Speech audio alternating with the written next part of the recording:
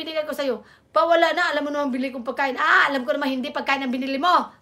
Alam niya. Tapos hindi niya alam. Tapos tatawag yung ate ko, nasan ka ngayon?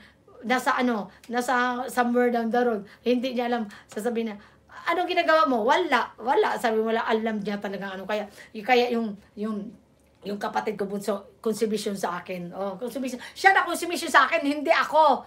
Baliktad yun. Kasi magdadala ako ng mga barkada, tatlo, apat, tapos doon matutulog sa bahay, 4 na araw, 3 araw, 4 na araw, sasabihin na ng kapatid ko, laklak ka na naman. Ganun. Para siyang nanay ko. Baliktad nga. Sasabihin na, laklak ka na naman, Jeremiah. Tapos, dadala para ako ng mga barkada. Kasi seryoso talaga sila. Iwan ko ba mga kapatid na yung mga seryoso. Mga seryoso sila sa buhay.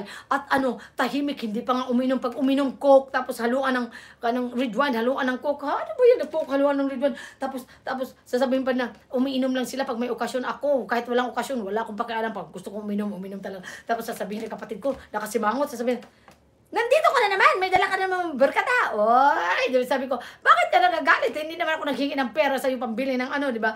Tapos nakasimangot na naman siya. Kasi wala, consumption talaga yung kapatid ko sa akin. Yung bunso hindi ako, mas panganay ako sa kanya, pero siya ang consumption sa akin ngayon noon. Naalala ko talaga, oo. Ganun talaga pag may mga kapatid talaga, may mga, nako, wala ng pagkain ko. Tatapusin ko na to tapusin ko na talaga. Grabe talaga ang daldal ko na talaga. Ay, sis Mary Ann, sabi ng Dice, malayo pa siya, dami ng basahin.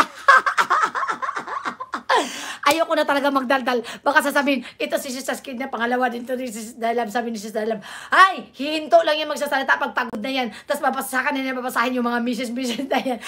Lumayas na yung nagmi-message, hindi pa niya nabasa.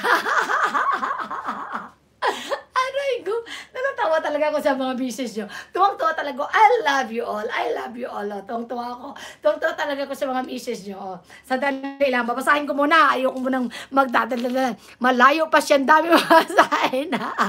Meron ko, sumakit yung tiyan ko.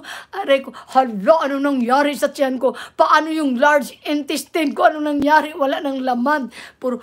Baka mamaya, utot ako ng utot kasi tawa ko ng tawa tapos walang laman. Diba ganun yun? Basahin ko na talaga. Bahala kayo dyan. Tapos marites uli. Alam nyo, kayo talaga dahilan kasi misis kayo ng misis at natatawa talaga ako sa mga comment nyo. Kaya natatawa talaga ako. Kaya lalo akong hindi makakain nito. Ano ba yan? Hala. Ang dali ng kape. Tikman ko nga. Wala na talaga. Magka-uurasan naman ako ni Sis Skin na sinabi niya kanina, 30 minutes, 45 minutes, baka isang oras na ba yun? Talaga, ang bilis ng araw araw pala, ang bilis ng oras Nandalangan. Mag-end na si Steret, hindi pa tapos magbasa.